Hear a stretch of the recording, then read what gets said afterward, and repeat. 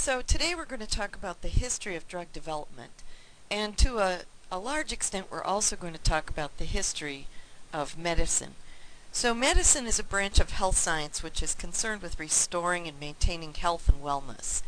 So broadly speaking, it's the practical science of preventing and curing diseases. So the typical medical doctor or medicine doctor is a doctorate level degree, which is held by medical doctors.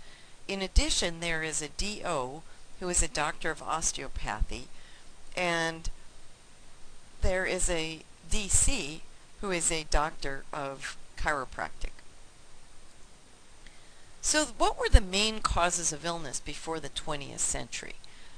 In the 20th century, we had a revolution in which sanitation took over, and people began to realize that diseases were contagious and you could prevent a lot of diseases by improving public health, by stopping having the sewage flow into the streams from which you got your water, by washing your hands in between surgeries, by eating a healthier diet, having more fresh air.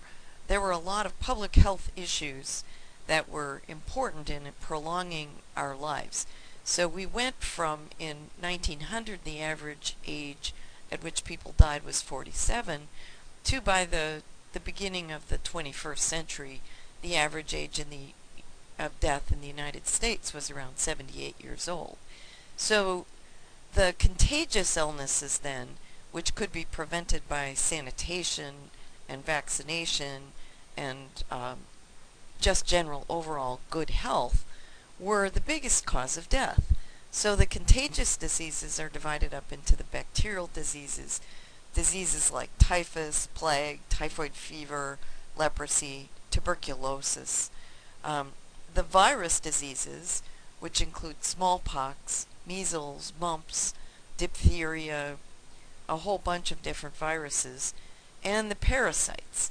So malaria is a parasite disease that is still one of the top 10 causes of death around the world, and various kinds of worms and other kinds of parasites would shorten life before the 20th century. And nutritional deficiencies were a big problem because people did not realize they needed a healthy, well-rounded diet. So the discovery of vitamins and that specific vitamins relieve the symptoms of various nutritional diseases was a major breakthrough also in the 20th century.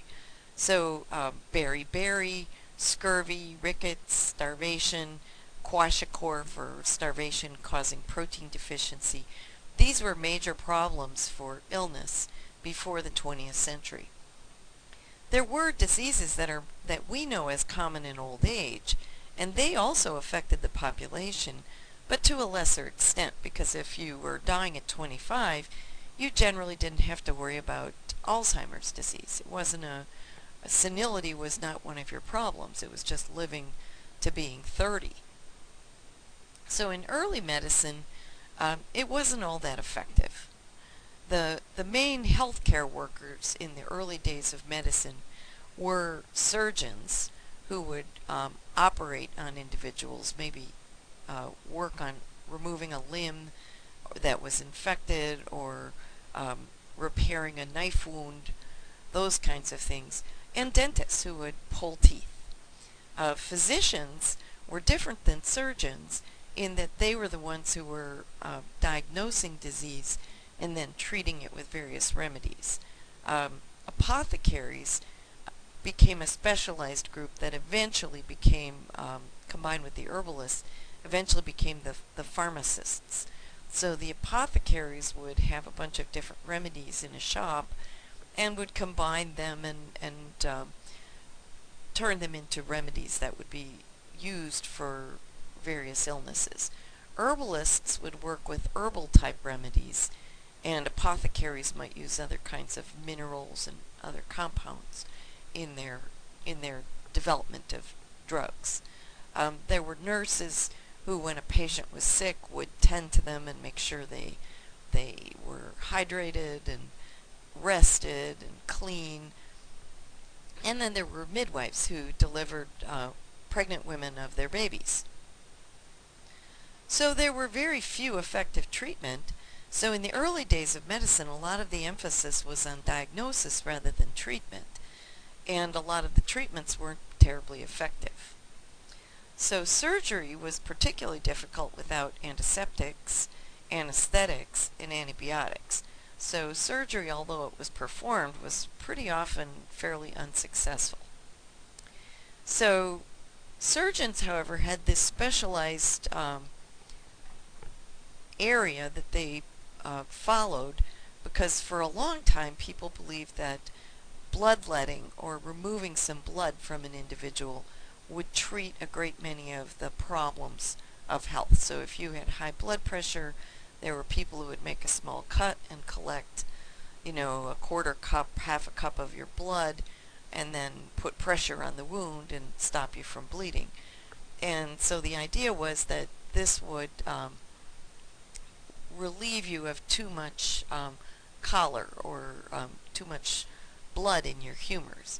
So this idea of bleeding was also sometimes performed with leeches, since leeches would grasp onto your skin and suck some blood. So this idea of leeches and bloodletting originated in the ancient civilizations of Egypt and Greece, and it lasted through the Second Industrial Revolution.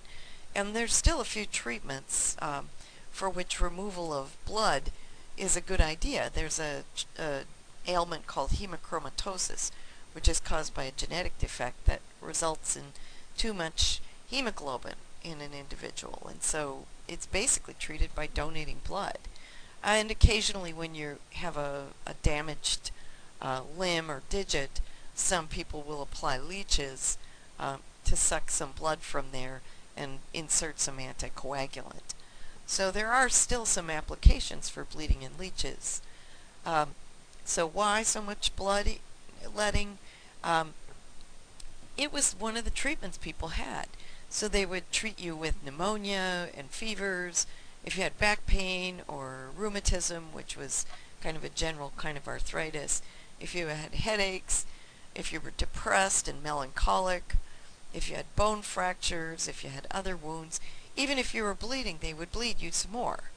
So it was based on this ancient system of medicine that we'll talk more about, in which blood and other bodily fluids were considered to be humors, whose proper balance maintained health. So if your blood was out of balance with your other bodily fluids, then removing some of the blood would restore the imbalances in the humors of people who were ill. So those surgeons then were the people who were doing most of the bloodletting, although some physicians did as well. So some physicians were also surgeons. But generally the surgeons included people who were barbers. So they were more craftsmen than medical doctors. And there were guilds of surgeons, and they competed for respectability with apothecaries and physicians. So the barber surgeons advertised with this red and white striped pole, which is still something we see outside of barbershops. So since there was no anesthetic, they would give individuals a pole to hold on to, or a stick, and sometimes they would hold the stick with both hands and bite down on it to keep from screaming. And the white lines on the barber pole represented the bandages, and the red stripes represent the blood. So going back in the history of medicine, some of the earliest records of medical treatments date to 3500 BC, and they are from traditional Chinese medicine. And versions of traditional Chinese medicine are practiced today as well in a lot of Asian countries. So one of the earliest books was the Shang Han Lun, which is a discussion of various fevers, the Huang de Nei Jing, which is an internal book of Emperor Huang, and Sheng Nong Ben Cao Jing, which is the pharmacopoeia of Emperor Sheng Nong. Now, some of these emperors may have been mythical, but their books were written and written over and over again. So those recipes for pharmaceutical treatments from various herbal remedies were passed down for over 5,000 years. So traditional Chinese medicine has a concept of balance, of yin and yang. So there's as if one side is cold and the other side is heat. And so you balance the yin and the yang. You have to have both, but you want them in balance. And so some illnesses are considered to be cold, and for them you would take a treatment that was considered to be hot and bring up your heat, and other illnesses were caused by too much heat, and for them you would take a treatment that brought in cold to balance it. There's also the concept of 5 different phases of wood, fire, earth, metal, and water. And so they are also consistent with the 5 different seasons. So wood was consistent with spring, fire was the early summer, earth was a season the Chinese recognize as late summer, metal would be the autumn, and water would be the winter. And so each of those in combination had to be balanced as well. So traditional Chinese medicine is still widely used, as I said, and there are probably a great many useful compounds in traditional Chinese medicine that have been isolated and used in the Western pharmacopoeia, or catalog of drugs.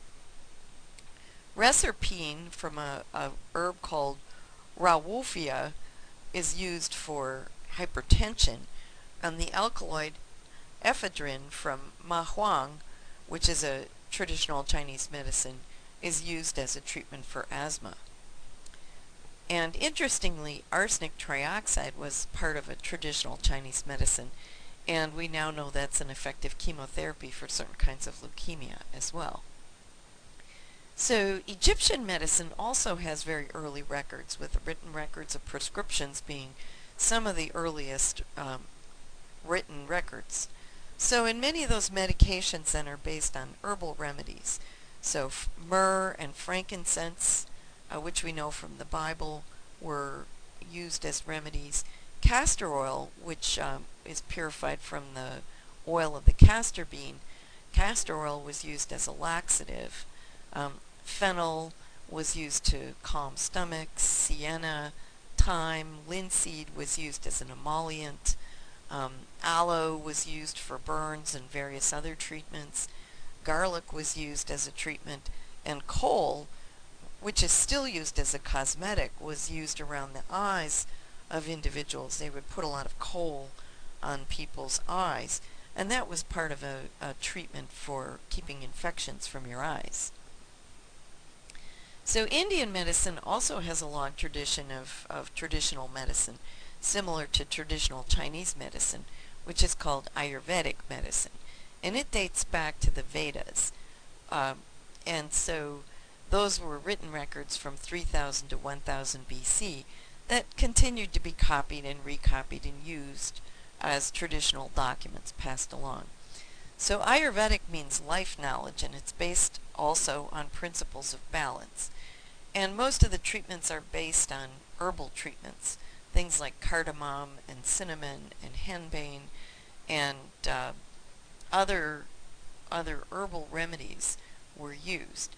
In addition, they also prescribe various metals, including sulfur and arsenic, lead, copper sulfate, and gold. So those are also possibly a source of problems with Ayurvedic medicine. In India, over 80% of Indians use some form of traditional medicine as treatments, even today. So in India, there's over 100 colleges that offer you a degree in traditional Ayurvedic medicine. And in China, there's also traditional Chinese pharmacies that you would go to get the traditional remedies as well, and throughout Asia. So the government of India has set up a traditional knowledge digital library in 2001 to act as the repository for the 1,200 formulations of various Indian medicine systems. There's the Ayurvedic medicine system, and then there's a couple other medical systems that aren't quite as old as Ayurvedic remedies. One of the problems is people sometimes self-prescribe things like Ayurvedic remedies that they import from places, And when they're tested by the FDA, about 20% of the Ayurvedic remedies were found to contain either lead or arsenic. So those can have toxic side effects, especially for children or pregnant women. And so there's taking traditional remedies can backfire for you. So a lot of Western medicine, as it's referred to, arises from Greek and Roman medical systems. So in Greek medicine, the diseases are thought to have arisen from natural causes. One of the earliest and most significant Greek physicians was Hippocrates, and he laid down the ethics for the physicians in the Hippocratic Oath, which is an oath to treat people fairly and safely, and don't give them treatments that are harmful. So the Hippocratic Oath, in fact, is sworn to by all Western medicine doctors as they become physicians. So Greek medicine also contained a lot of herbal remedies, including some that were found in Egypt and probably throughout the Middle East, of castor oil and linseed or flaxseed oil, herbal remedies like fennel and asafoetida gum resin. Those kinds of things were used as remedies. Romans reached an ascendancy after the Greeks, although the Greeks kept being well known as physicians, and they originated a lot of medical concepts as well, including the idea of a hospital. Most of the hospitals were for the military. So Dioscorides wrote a book called the Materia Medica, and a physician named Galen contributed a lot of written documents about anatomy, physiology, pathology, pharmacology, and neurology. And later physicians relied heavily on these written records of the Greeks and the Romans. So these records were passed along and recopied. They were passed along and sent. The Greek and Roman records were sent to the Arab physicians, and then they kept many of those traditions alive. And then during the Crusades, some of those traditions came back into Europe as well.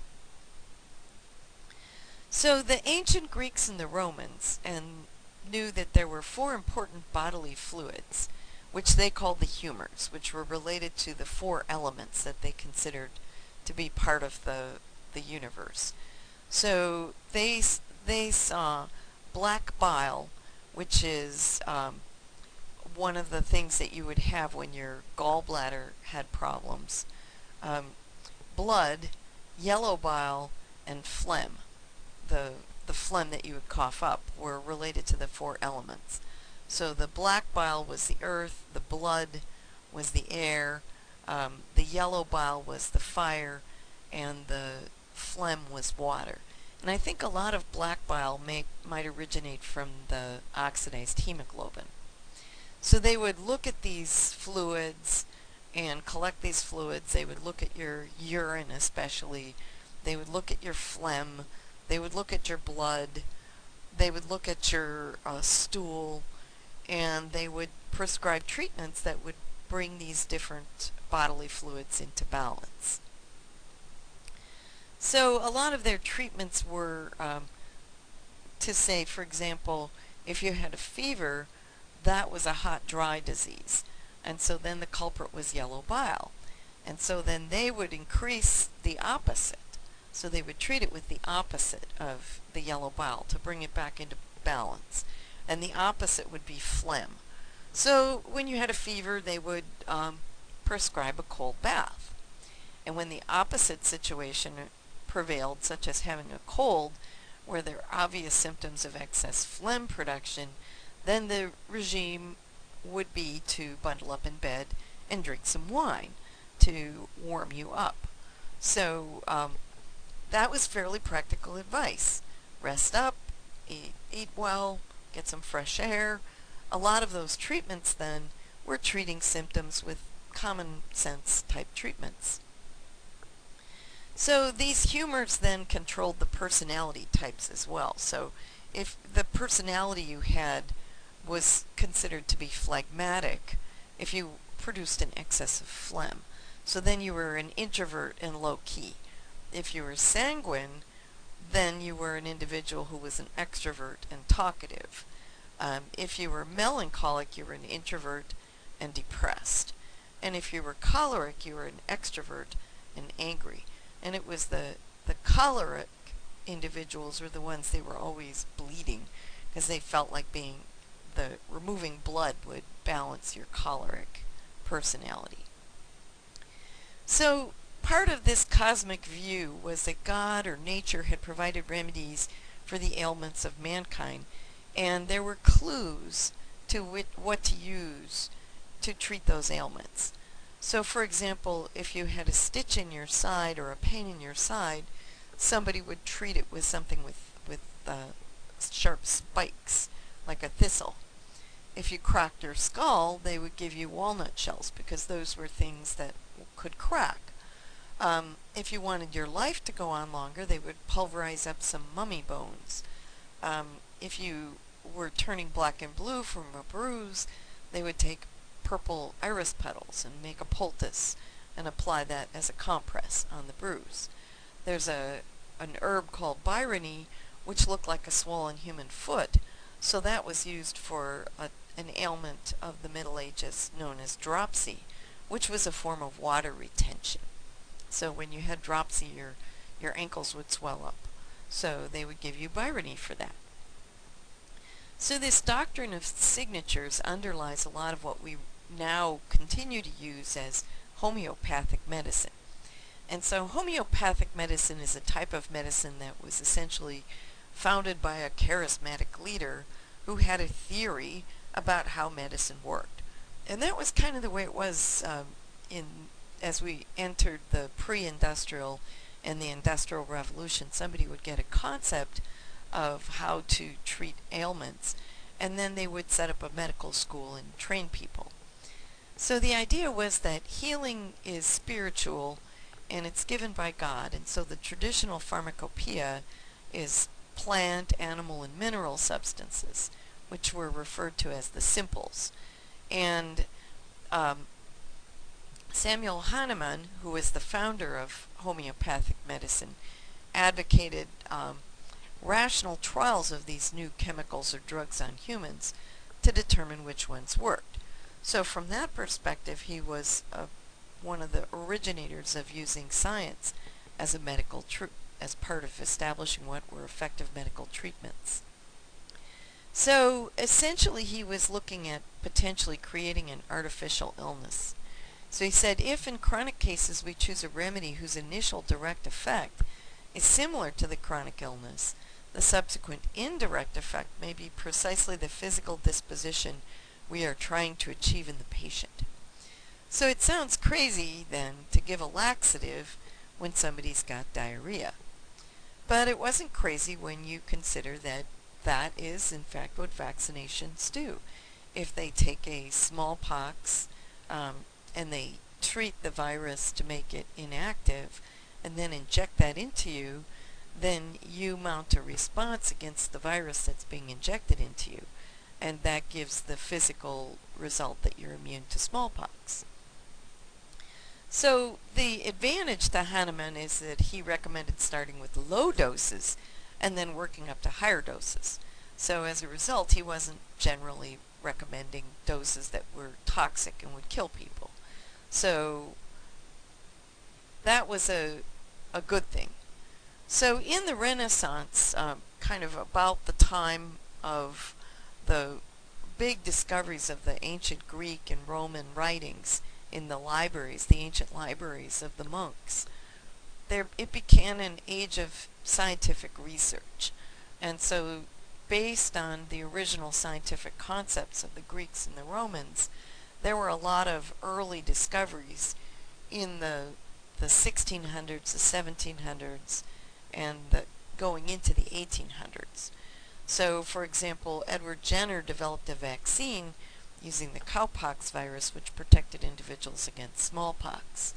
And William Withering introduced digitalis, which was purified from foxglove and was used for heart pain. And we still use digitalis for angina. scurvy, which was common for people who would be on long boat rides, when they'd go out on the ship for 6 months, the people would get this horrible vitamin C deficiency because they weren't eating any fruit or vegetables.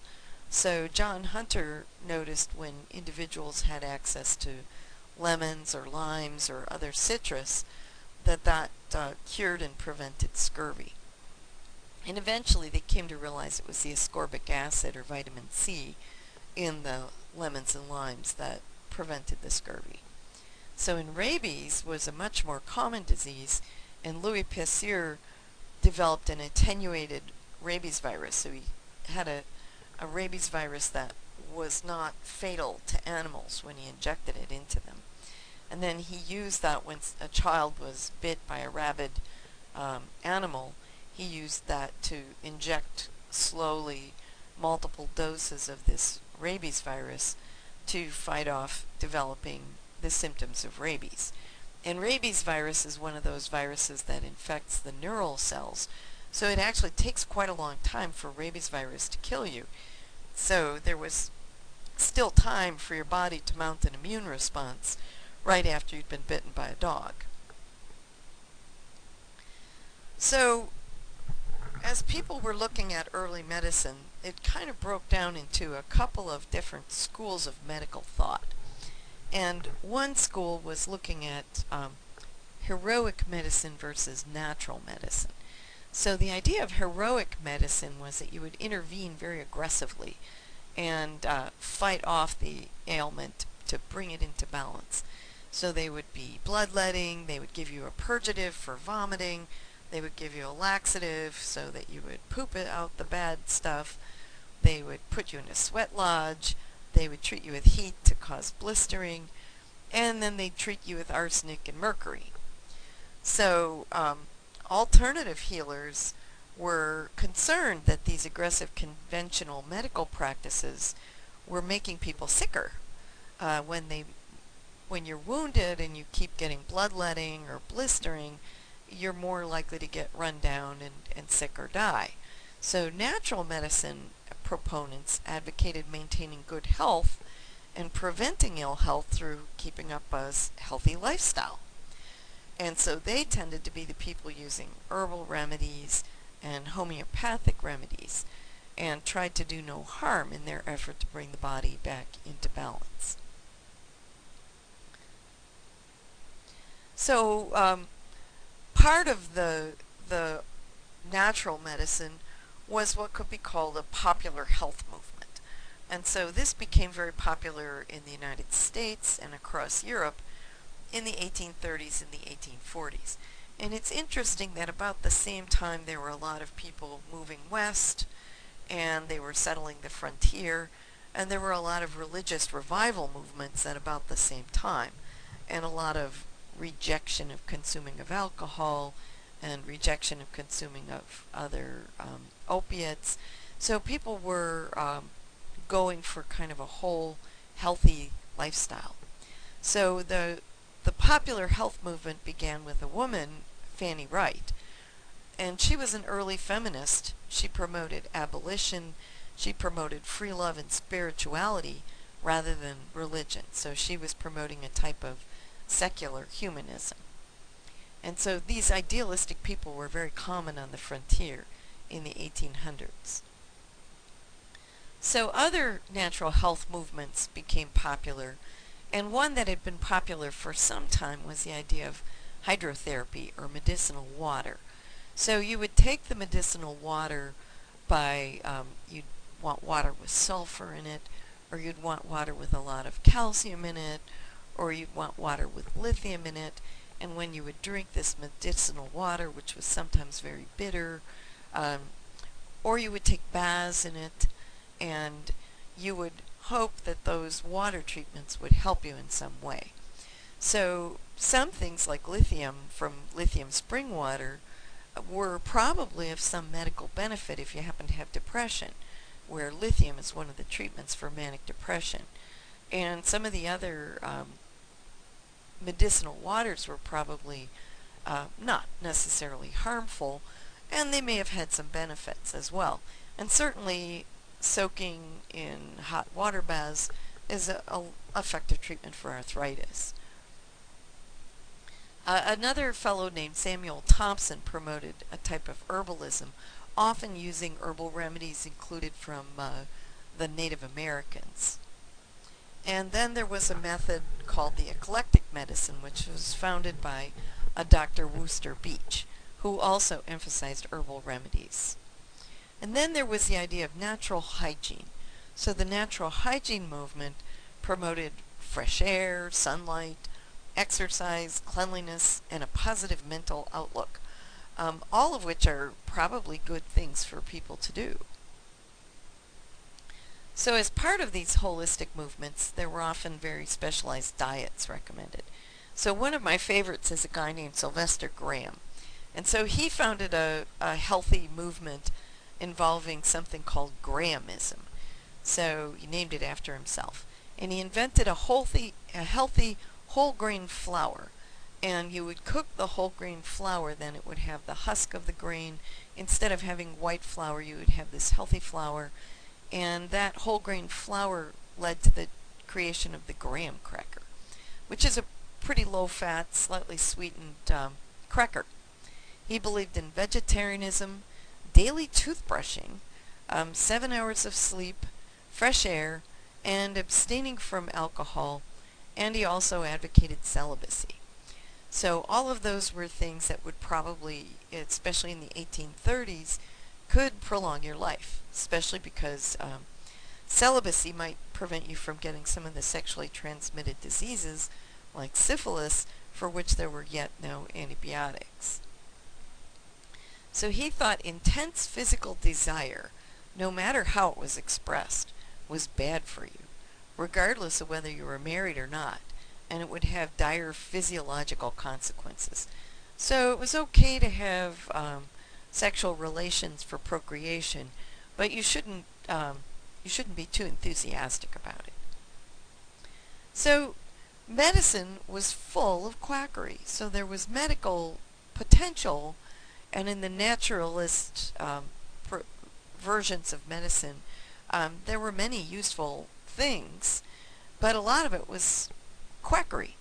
So in 1860, the Oliver Wendell Holmes, who was an author and a physician, promoted the idea that the healing power of nature was important. And he said that if the whole of the materia medica, or all the drugs that they used to treat disease, could be sunk to the bottom of the sea, it would be so much the better for mankind and all the worst for the fishes. So he was concerned about the treatments, that the treatment was worse than the disease. So I mentioned Thompsonism, and Samuel Thompson was an inventor who brought together the idea that you could patent a medicine. So this, in the early United States, one of the first concepts people had was that you would patent inventions. And so Samuel Thompson was one who was patenting medicine. And so he invented a modern Western approach to a lot of these herbal remedies. And his ideas weren't that complicated, and they weren't that new. He was basically saying all disease is the effect of one general cause, and it can be removed by one general remedy. So you would take this patent medicine, and that would treat you. So the cause is cold, the remedy was heat. So the cure then was to restore heat to its natural state. So again, this is similar to the Chinese medicine concept of yin-yang balance, of the heat versus the cold. So Samuel Thompson, though, thought that the thing that would treat everything was lobelia. And he referred to lobelia as the Indian cure. So, and all the different parts of the lobelia plant were effective at some different aspect of problems. So he did not include bleeding or giving mineral cures. So arsenic and mercury were sometimes used for syphilis, which was one of the big killers of the 1800s and the 1700s as well. So he recommended this lobelia. So the question was, how safe was lobelia? So he was tried actually in 1809 for the murder of Ezra Lovett, who was a patient under his care, and he was giving them powders of leaves of Lobelia inflata. And so in order to prove, it was sort of like a difference between malpractice as murder. So to be convicted of murder, the death at his hands had to be proven, as well as malice or intent to harm. So it was not enough that he was incompetent. He had to actually intend to cause harm in order to be accused of murder. So otherwise he could have been charged with manslaughter, and then it would have to be proven that he knew that lobelia was a potential poison, and previous deaths by it would have to be proven.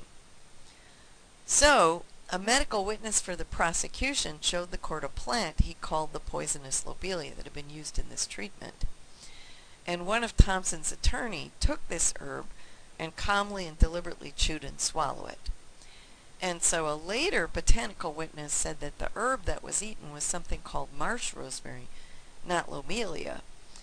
But this effort by his attorney was very persuasive to the jury, and they also couldn't show motive or malice on his part, and they couldn't show any prior deaths from lobelia, so the judge directed that Thompson was found innocent. So if it's bit, you must acquit. So Samuel Thompson then patented a system that was a democratic approach to healthcare. He said there was no need to have doctors. Any man could treat himself. So he sold, or he licensed people under him, kind of like Amway. He had kind of a pyramid system, and you would buy the rights to sell the Thompson products. And then you could use his system. And so for $20, your family would get a book of directions and then the privilege of preparing and using the remedies that he described. And you might even get a box with some of the powdered herbs that you were to use in making up your formulations to treat you. So and he tried to maintain a monopoly of the sale of these botanical ingredients. And so people would belong to what were called friendly botanic societies, and they could share their experience and counsel, but you had to join the club, as it were. You couldn't give away the secrets to non-members. So, and then the most trustworthy physicians and medical students had to pay $500 and then swear before a justice of the peace that they would keep their lips properly sealed. And so this was his medical system that he was trying to keep a monopoly on. Which brings us to the important question, who put the Coke in Coca-Cola? And so you might say, what is the connection then between cocaine and Coca-Cola? So Coca-Cola then was compounded. The inventor of Coca-Cola was a Thompson pharmacist. So he was somebody who had been trained in the Thompson system of medicine. And so Coca-Cola was given as a tonic to help people have temperance. So the temperance movement was to encourage people not to drink an excessive amount of alcohol, or any alcohol, in fact. People would sign a pledge that they would not drink. So if you weren't going to drink alcohol, you had to have something to drink, and so you'd go to the soda fountain then and order up a Coca-Cola. So it's an imitation of a drink called Vin Mariani, which was a coca wine, which had the coca leaf in it. And that was very popular in Europe for about 30 years. So for about the first 15 years of the Coca-Cola formulation, it was mostly sold as a syrup, and then it would be mixed with soda water in a soda fountain. And so you would have your drinks there. And so the essence of the coca leaf would make you active, brilliant, vigorous, and able to accomplish great tasks easily. It was incredibly popular. So John S. Pemberton then created the French wine coca, or Coca-Cola, and it was flavored with the cola nut. So that's where the cola part of the name comes from.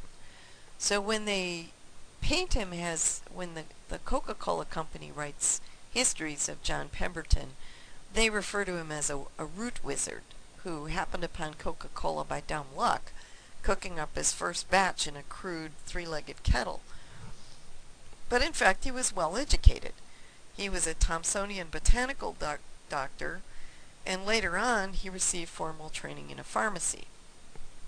And so that's one of the reasons that Coca-Cola was sold in pharmacies, because there would be a soda fountain where you would come and get this quasi-medical drink. So he also created and marketed a number of other proprietary medicines before he went on to these temperance drinks. He sold globe flower cough syrup, the extract of stylingia as a blood purifier. Somehow, if they weren't going to bleed you, they had to purify your blood. He had a prescription called 4711, which was a rheumatism tonic. He sold something called gingerine and triplex liver pills. So he was actually not a bumpkin, but a pretty smart guy. And at the peak of his success, he had a laboratory that was one of the largest and most elaborate in Georgia for coming up with these herbal remedies. And he was always tweaking with his formula in the beginning. He changed it 3 different times. And in the beginning, there was alcohol in the formulation. And then gradually he took the formulation, took the alcohol out. And a lot of the tonics that people would sell you would have some kind of opiate in them, or some kind of alcohol, or alcohol and opiates. So in his original formula, there was caffeine and cocaine and as a stimulant, and that made it very bitter. So then he put in a lot of sugar to mask those flavors. So there's some kinds of citric acid and essential oils of various fruit flavors that were added, and the extract from the cola nut. And people thought carbonated water was very healthy to drink as well, so drinking a carbonated herbal remedy with a lot of sugar that tasted good was a popular thing. And so when Coca-Cola was invented, people didn't really know about the dangers of cocaine. Cocaine in South America had been used as a treatment for altitude sickness and chewed as a stimulant for people who were working a long, hard day. You would chew some of the coca leaf. They did know, however, that cocaine was addictive, and that having it in this Coca-Cola syrup could make people be addicted, which would, of course, lead to better sales. So it was sold as a stimulant and a brain tonic. So Pemberton took on partners, and one of those partners was Asa Chandler. And he changed the formula a 4th time, after Pemberton changed it 3 times. And he took out the cocaine when it became a bottled soft drink. And to this day, Coca-Cola's formula remains a secret. And only 2 or 3 people in the company know the actual secret. One of my favorite stories is a few years ago, somebody stole the secret formula from Coca-Cola, and they tried to sell it to Pepsi. And Pepsi actually turned them in to Coca-Cola and said, your people are trying to sell the formula, and didn't look at it and gave it back because they thought it was incredibly unethical and they didn't want to buy something. They felt the Pepsi product was just as good as the Coca-Cola product, and they didn't want to buy the secret formula. So in the late 19th century, these patent medicines then had reached a peak, and it coincided with the rise of advertising in America.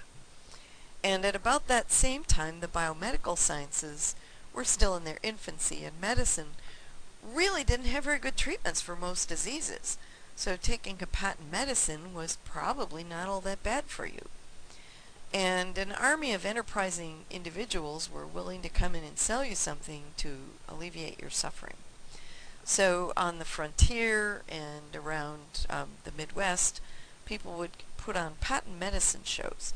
So they would sell a medicine frequently full of alcohol and herbs, and if it didn't taste good, well, that was all right. Medicine wasn't supposed to taste good. and they would put on some shows, they would put on a performance, and then they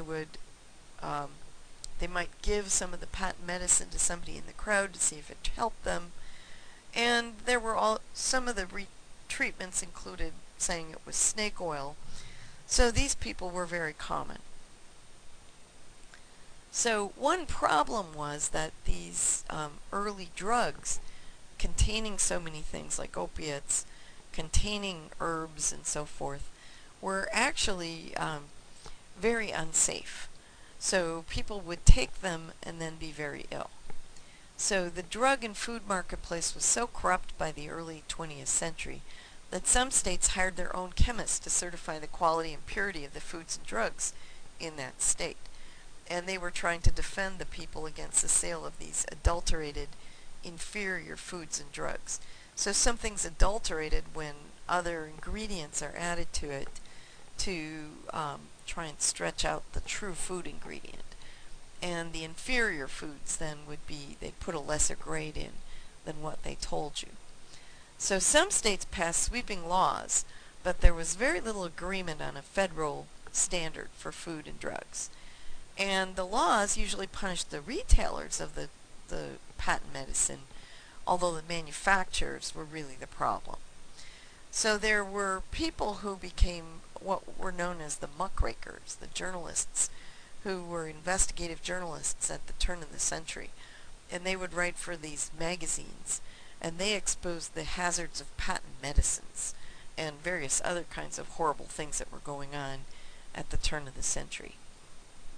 And one of the powerful stories that was written was by Samuel Hopkins Adams, and it was called The Great American Fraud. And it was a series of 10 articles for this Collier's National Weekly magazine, which was a very well regarded and trusted magazine. And they talked about the Death's Laboratory. And they also showed fake clinics where you would pay money and then get some kind of electrical treatment, and it would do nothing. Or it could be, in fact, very harmful to you. So this took a lot of courage because these newspapers and magazines had lots of advertisements from these patent medicine individuals. So by the 1890s, the patent medicine manufacturers used red clauses in their advertising contracts that voided the contract for buying the advertisement if the state law passed regulating patent medicines. So not only were there many people didn't write editorials saying why they needed laws to keep the medicine safe and pure, the newspapers actively campaigned against them because then they couldn't sell advertisements for the patent medicines. So a lot of these exposés and these stories culminated in the 1906 Pure Food and Drug Act, and this prohibited interstate commerce in adulterated or misbranded drugs. You could still adulterate and misbrand your drugs in your own state if there was no state law against it, but you couldn't transport them across federal lines.